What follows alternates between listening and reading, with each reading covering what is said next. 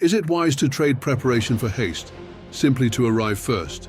Before embarking on his journey to the Holy Land during the First Crusade, Count Hugh of Vermandois addressed Emperor Alexios I of Byzantium in a letter, proclaiming himself the King of Kings, the greatest beneath the heavens, and insisting on a grand reception upon his arrival in Constantinople by sea.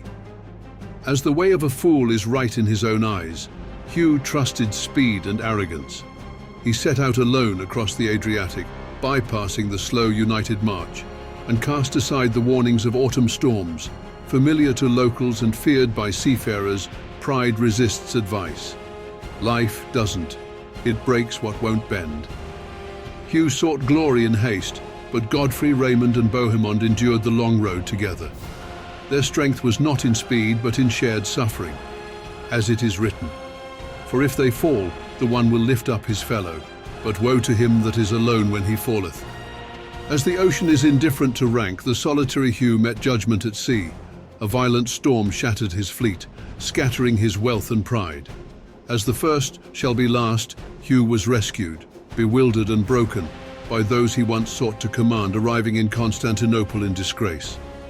There, his reception was not the triumph he had envisioned, but a quiet reckoning. Humbled before Alexios the Communal, Hugh's freedom was withheld until he pledged fealty. His downfall followed his pride, and submission became his only path. After the Crusaders took Antioch in 1098, Hugh was dispatched to Constantinople to request aid from Alexios. The emperor remained silent.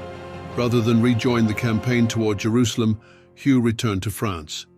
Condemned for abandoning his vow and facing the wrath of Pope Paschal II, Hugh returned to the crusade in 1101, but battle claimed him, and his wound sealed his fate. Though Hugh turned from God, he was still human. His story mirrors our self-centeredness and our struggle to live with a single purpose. Pride breeds selfishness, self-interest scatters the flock, and so chaos, injustice and war prevail. The fruit of the world today still reflects Hugh's characteristics in us.